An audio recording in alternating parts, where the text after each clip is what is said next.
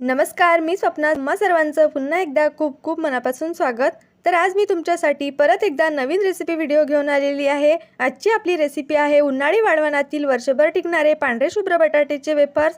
बटाट्याचे वेफर्स अगदी छान मस्त मोठे मोठे आणि पांढरे शुभ्र कसे बनवायचे याची रेसिपी आज मी तुमच्यासोबत या व्हिडिओमध्ये भरपूर टिप्स सहित शेअर केलेली आहे.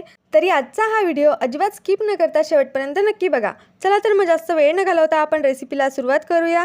पण त्याआधी माझी तुम्हा सर्वांना एक छोटीशी रिक्वेस्ट आहे. जर तुम्ही माझ्या चॅनलवरती नवीन असाल आणि माझा व्हिडिओ जर पहिल्यांदाच बघत असाल तर प्लीज चॅनलला सबस्क्राईब करा. बटाट्याचे वेफर्स बनवण्यासाठी या ठिकाणी मी 3 किलो एवढे बटाटे घेतलेले आहेत. आज आपण 3 किलोच्या प्रमाणामध्ये हे बटाट्याचे वेफर्स बनवणार आहे. सगळ्यात आधी आपल्याला बाजारातून बटाटे विकत आणताना या प्रकारे मोठे मोठे बटाटे घ्यायचे आहेत. म्हणजेच आपले वेफर्स सुद्धा छान मोठे मोठे असे बनवून तयार होतात. ते पाहायला आणि खायला सुद्धा खूप छान लागतात. आता वेफर्स बनवण्याआधी आपल्याला हे बटाटे स्वच्छ 2 ते 3 पाण्याने धुवून घ्यायचे आहेत. तर या ठिकाणी तुम्हाला हे बटाटे ओलसर दिसत असतील तर मी आधीच हे बटाटे छान असे धुवून घेतलेले आहेत. म्हणजे बटाट्यांवरती जी माती वगैरे असते ते निघून जाते.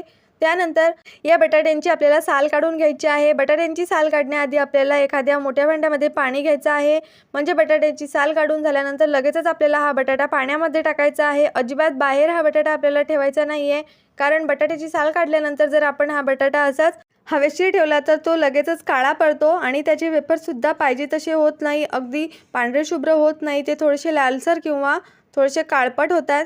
चला तर मग आता सगळ्या बटाट्यांची मी याच पद्धतीने साल काढून घेते. या ठिकाणी तुम्ही बघू शकता मी सगळ्या बटाट्यांची छान अशी साल काढून घेतलेली आहे आणि बटाट्यांना पूर्णपणे पाण्यामध्येच ठेवलेलं आहे. त्यानंतर आता या बटाट्यांचे आपल्याला स्लाइस करून घ्यायचे आहे. म्हणजे वेफर्स पाडून घ्यायचे आहेत. वेफर्स पाडण्यासाठी या ठिकाणी मी एका कढईमध्ये पाणी घेतलेलं आहे. आता हे वेफर्स सुद्धा आपल्याला पाण्यामध्येच पाडून घ्यायचे आहेत. तर वेफर्स पाडण्यासाठी या ठिकाणी मी ॲडजस्टमेंट वाला स्लायसर घेतलेला आहे. तर मी अगदी पातळ पातळ असे याचे स्लाइस करून घेणार आहे. तुम्ही तुमच्या आवडीनुसार बटाट्याचे वेफर्स पाडून घेऊ शकता. वेफर्स पाडताना आपल्याला खूप जास्त घाईघाईने हे वेफर्स पाडायचे नाहीये. अगदीच आपण घाईघाईने जर वेफर्स पाडले तर मध्येच कट होतात, एकाचे 2 तुकडे होतात.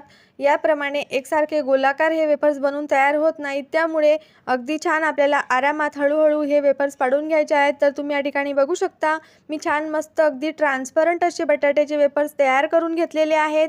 आता पाडून घेतलेले बटाट्याचे हे स्लाइसेस आपल्याला स्वच्छ 3 ते 4 पाण्याने धुवून घ्यायचे आहेत. म्हणजेच बटाट्यामधील पूर्णपणे स्टार्च निघून जाईपर्यंत आपल्याला हे वेफर्स किंवा हे स्लाइसेस छान स्वच्छ असे धुवायचे आहेत. तर या ठिकाणी मी एका भांड्यामधील हे वेफर्स छान असे धुवून घेते. तुम्ही या ठिकाणी बघू शकता मी हे बटाट्याचे स्लाइसेस छान 3 पाण्याने स्वच्छ असे धुवून घेतलेले आहेत.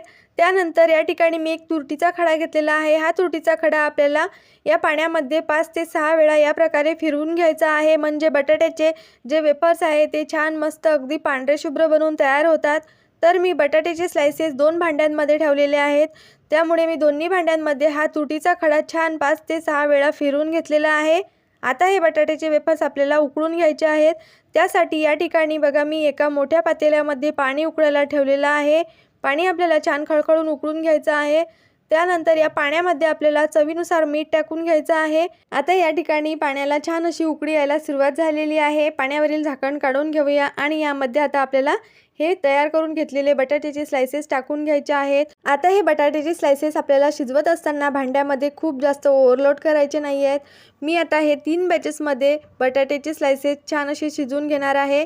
या प्रकारे स्लाइसेस आपण पाण्यामध्ये टाकून घेतल्यानंतर त्याला या पद्धतीने छान असं मिक्स करून घ्यायचं आहे आणि पातेल्यावरती झाकण ठेवून आपल्याला 7 ते 8 मिनिटे या वेफरची छान अशी वाफ काढून घ्यायची आहे. आता तुमच्याकडे गॅसची हीट किती आहे त्यानुसार तुम्हाला वेळ कमी जास्त लागू शकतो. तर या ठिकाणी मला 7 मिनिटे एवढा वेळ एक बॅच वाफवण्यासाठी लागलेला आहे. आता आपले वेफर्स शिजलेत की नाही हे कसं समजायचं, तर त्या वेफर्समधून मी एक वेफर्स काढून घेतलेला आहे. तर तुम्ही या ठिकाणी बघू शकता हाताने अगदी सहजासहजी हा वेफर्स तुटलेला आहे आणि या प्रकारे छान असा लवचिकसुद्धा झालेला आहे. म्हणजेच आपले वेफर्स जे आहेत ते छान शिजल्या गेलेले आहेत. त्यानंतर आता हे वेफर्स आपल्याला एखाद्या चाळणीमध्ये काढून घ्यायचं आहे. आता यामधील पूर्णपणे पाणी निथळून आपण या प्रकारे एखाद्या चाळणीमध्ये वेफर्स काढून घेणार आहे.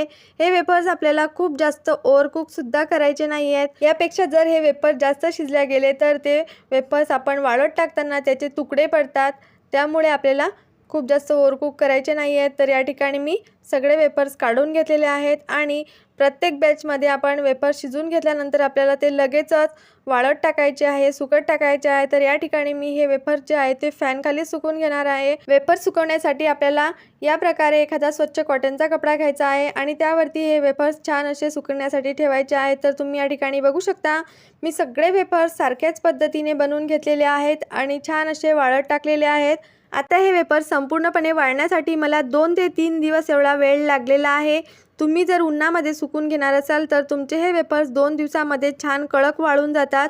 पण मी या ठिकाणी फॅनखाली सगळे वेफर्स छान असे वाळवून घेतलेले आहे, त्यामुळे मला जास्त असा वेळ लागलेला आहे. तुम्ही या ठिकाणी बघू शकता खूप मस्त छान एकसारखे असे आपले वेफर्स बनून तयार झालेले आहेत. कुठेही वेफरचे असे तुकडे वगैरे पडलेले नाही आहेत. चला तर मग आता हे सगळे वेफर्स सुकल्यानंतर मी तुम्हाला दाखवते की वेफर्स आपले कसे झालेले आहेत. तर आता 3 दिवस झालेले आहेत. वेफर्स छान मस्त कडकडीत असे वाळल्या गेलेले आहेत. अगदी पातळ पातळ स्लाइसेस असल्यामुळे आपले फॅनखाली 2 ते 3 दिवसांमध्ये हे वेफर्स छान कडकडीत असे वाळून जातात. चला तर मग मी हे वेफर्स तुम्हाला थोडेसे तळून दाखवते.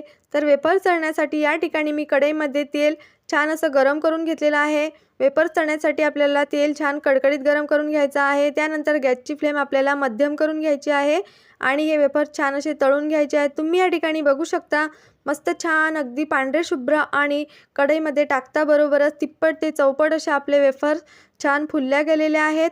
तर तुम्ही सुद्धा माझ्या या पद्धतीने या उन्हाळ्यामध्ये छान असे भरपूर बटाट्याचे वेफर्स बनवून ठेवा, म्हणजे वर्षभर आपल्याला जेव्हाही उपवास वगैरे असेल तेव्हा आपण हे वेफर्स तळून खाऊ शकतो किंवा मुलांना सुद्धा आपण हे मधल्या वेळेत खाण्यासाठी देऊ शकतो. या पद्धतीने आपण एकदा हे बटाट्याचे वेफर्स तयार करून घेतले की हे वेफर्स हवाबंद डब्यामध्ये वर्षभर आरामात टिकतात. अगदी छान मस्त कुरकुरीत, खुसखुशीत आणि छान चविष्ट असे आपले बटाट्याचे वेफर्स बनवून तयार झालेले आहेत. हे वेफर्स कुठेही काळे पडलेले नाही आहेत किंवा तळल्यानंतर सुद्धा अजिबात कुठेही लालसर असे आपले वेफर्स झालेले नाही आहे. अगदी छान मस्त पांढरे शुभ्र आणि मोठे मोठे असे आपले वेफर्स बनवून तयार झालेले आहेत. चला तर मग तुम्हाला आजची माझी ही बटाट्याच्या वेफर्सची रेसिपी कशी वाटली हे मला कमेंट्स करून नक्की सांगा. रेसिपी आवडली असेल तर व्हिडिओला लाईक करा, शेअर करा आणि अशाच छान छान रेसिपी पाहण्यासाठी या यूट्यूब चॅनलला सबस्क्राईब करा. चला तर मग पुन्हा भेटूया आणखीन अशाच नवनवीन रेसिपींसोबत. आजचा हा व्हिडिओ शेवटपर्यंत बघितल्याबद्दल धन्यवाद.